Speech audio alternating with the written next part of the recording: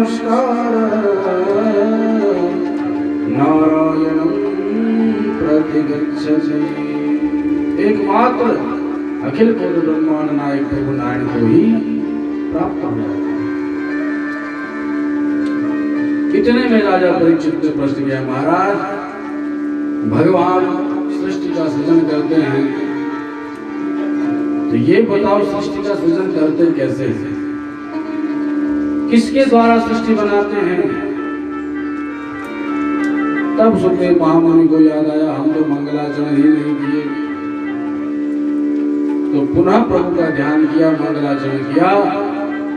इसलिए भी मंगलाचरण कर रहे हैं क्योंकि अब तक तो प्रश्न के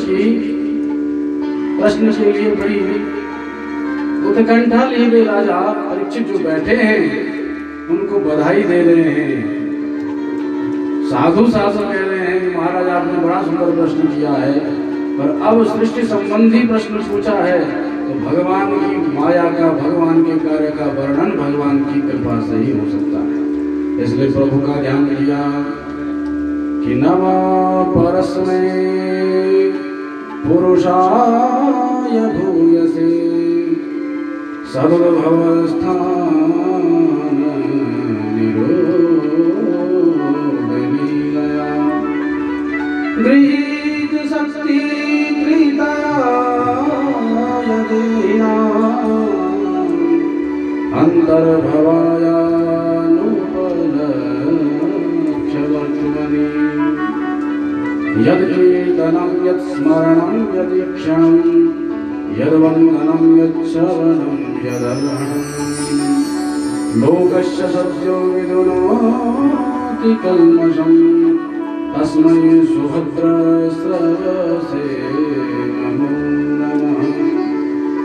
तपस्विनो दानपराय यशस्विनो मनस्विनो मन्त्रविदः सुमङ्गलाः क्षेमं न विन्दन्ति विना यदर्पणं तस्मै सुभद्रश्रवसे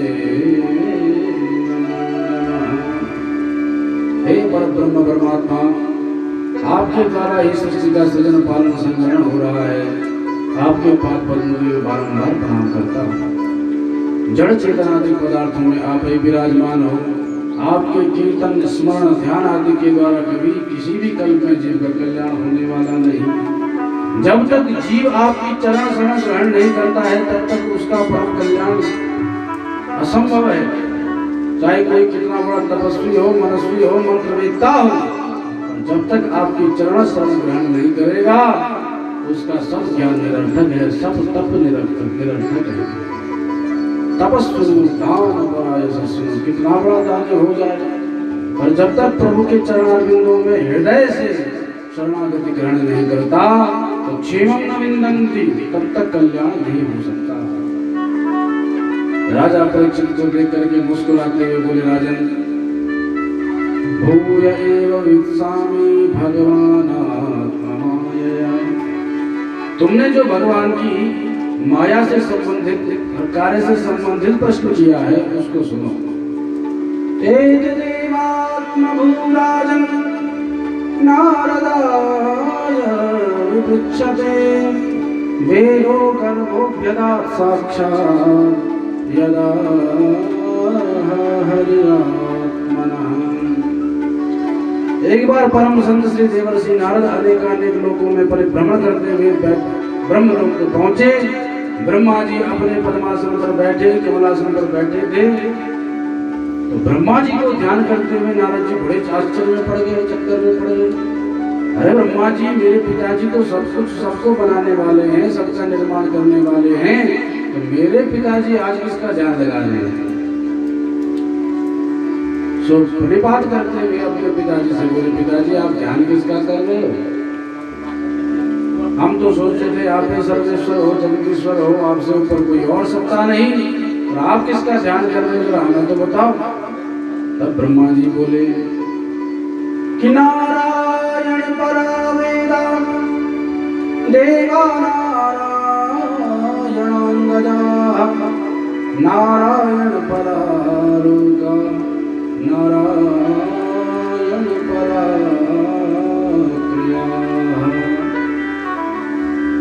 बेटा सबसे श्रेष्ठ और सबसे ऊपर है भगवान नारायण।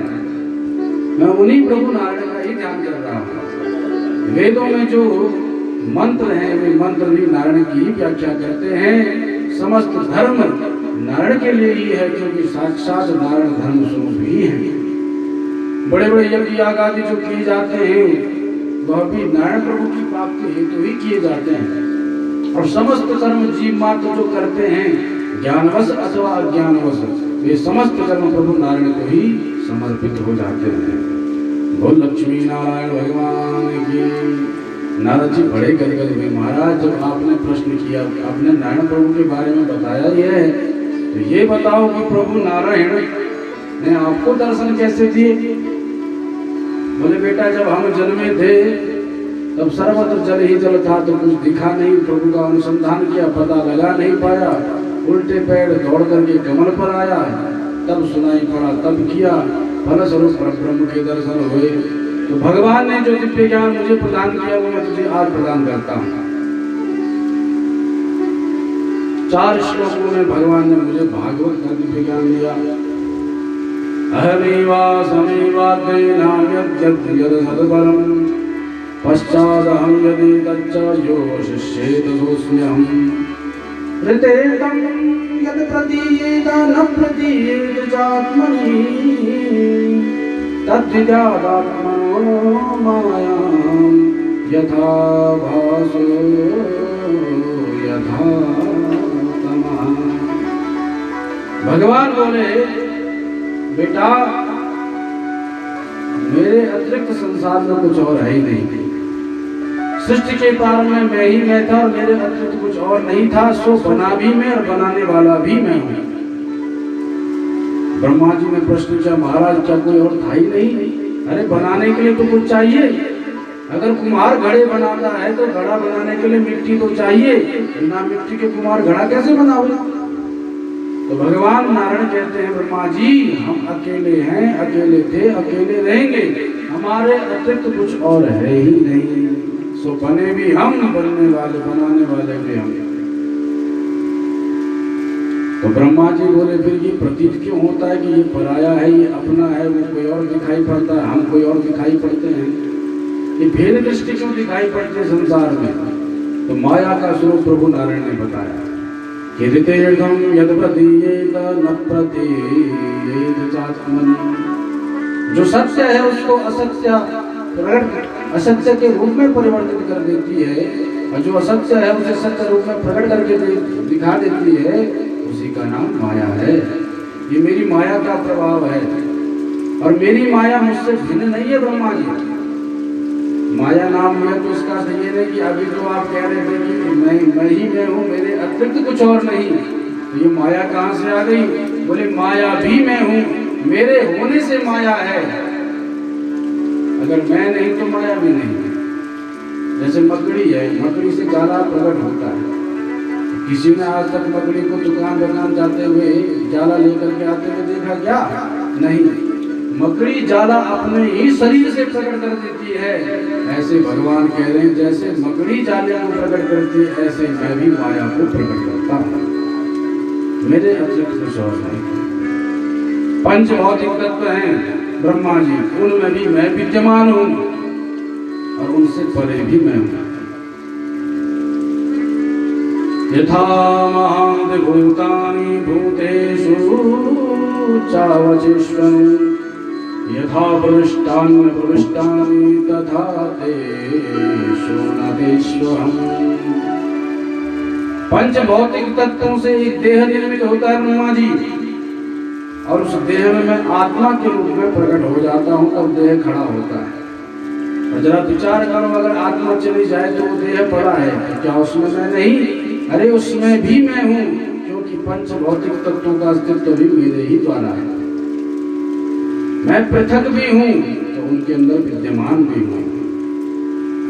मेरा बृहद स्वरूप यही है कि एतावदेव जिज्ञास्यं तत्त्व जिज्ञासुनात्मनः अन्वयव्यतिरेकाभ्यां यत् स्यात् सर्वत्र सर्वदा। अगर मेरा व्यापक रूप जानना चाहते हो तो एक ही शब्द में सुन लो, एक ही वाक्य में, मैं सर्वत्र हूँ, समस्थिति में हूँ, कहीं बड़ा छोटा या लंबा चौड़ा नहीं, हरि व्यापक सर्वत्र समाना, सर्वत्र में एक ही रूप में विराजमान हूँ। भगवान नारायण का जब ध्यान करने लगे समस्त देवता परिकर धरणी मैया के साथ स्वयं भूत भावन हमारे भोले बाबा भी विराजमान थे। देवताओं ने कहा चलो क्षीर सागर चलते हैं, तो भोले बाबा बोले अरे भैया कहाँ जा रहे हो, भगवान तो सर्वत्र हैं, ऐसा कोई स्थान नहीं जहाँ भगवान नहीं। अगर पवित्राणाम पवित्रम वो हैं तो क्या अपवित्र में वो नहीं, क्योंकि भगवान स्वयं कह रहे हैं कि मेरे अर्जित कुछ और है ही नहीं। इसीलिए पवित्राणाम पवित्रम यो मंगलानाम च मंगलम, अगर भगवान है तो अपवित्र पवित्र हुआ, अपवित्र भी है उसको पवित्र करने वाले भी भगवान है। भगवान के अतिरिक्त कुछ है ही नहीं, जिसकी बुद्धि में यही स्थिर हो जाता है वही स्थित प्रज्ञ कहलाता है। तो देवता भगवान को खोजने क्षीर सागर जाने लगे, कोई बैकुंठ की ओर दौड़ लगाने लगा, भोलेनाथ ने सबको रोक दिया, अरे भैया कहीं जाने की आवश्यकता नहीं, हरि व्यापक सर्वत्र समाना, हरि व्यापक सर्वत्र समाना, हरि व्यापक सर्वत्र समाना, हरि व्यापक